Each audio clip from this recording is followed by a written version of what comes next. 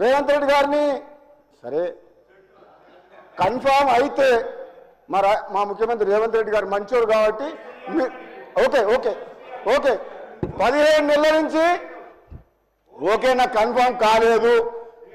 మా గౌరవ ముఖ్యమంత్రి మంచోరు కాబట్టి మీరు 15 నెలల నుంచి ప్రశాంతంగా పండుకుండ్రు. లేకపోతే నిన్నటిదానికి ఒక లెక్క, రేపటి నుంచి ఇంకో లెక్క ఉంటుంది. మీరు గుర్తుపెట్టుకోండి.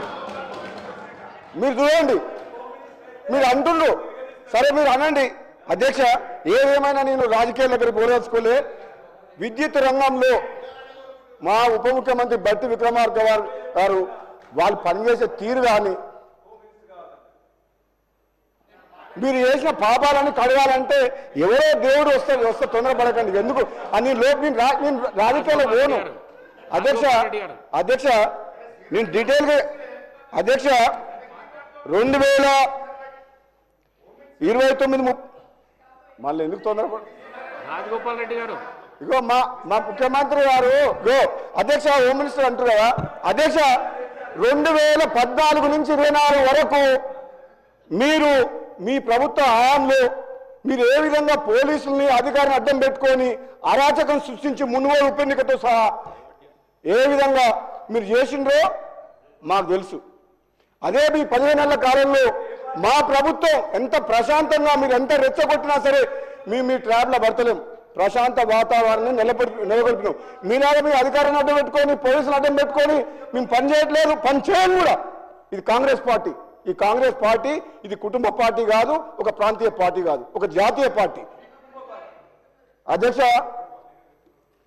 వీళ్ళు చెప్పిన సబ్జెక్టులకు నేను డిబేట్ కానీ కరెంటు గురించి మాట్లాడతా అధ్యక్ష.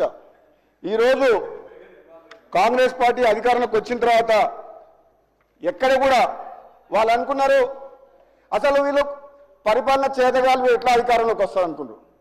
అయినా కానీ మేమే చాలా తెలివికలేము, వీళ్ళకి ఎవరికి తెలివి లేదు, వీరు పరిపాలించలేరు అనుకున్నారు. ఒక్కరోజు కూడా వాళ్ళకంటే కరెంటు పోకుండా అత్యధికంగా గరిష్టంగా హైయెస్ట్ రికార్డు కూడా కరెంటు మా కాంగ్రెస్ పాలన అందించింది అధ్యక్ష. ఉచితంగా పేదలకు ఇచ్చిన 200 యూనిట్లు కూడా కరెంటు కూడా గృహాలకు అందిస్తున్నాం అధ్యక్ష. అంటే మీకు నిద్ర పట్టలేదా? జీర్ణించుకోలేకపోతుండ్రా? మేము చేయలేమా అనుకుంటున్నా అధ్యక్ష? నేను చెప్తా అధ్యక్ష, విద్యుత్ సరఫరా స్థితి చెప్తా అధ్యక్ష. పల్లరాజేశ్వరరెడ్డి గారు ప్లీజ్ మీకు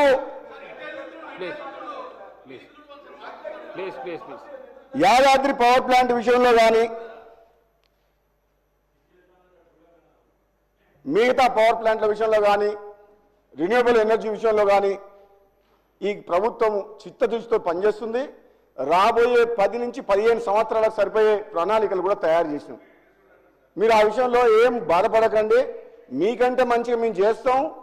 రాష్ట్ర ప్రజలకు కరెంటు ఉచితంగా రైతులకు అందిస్తాం. మీరు అందించిన దానికంటే మెరుగైన విద్యుత్ అందిస్తాం అధ్యక్ష. పేదలకు గృహాలకు అందించే బాధ్యత కూడా కాంగ్రెస్ పార్టీ మీద ఉంది అధ్యక్ష.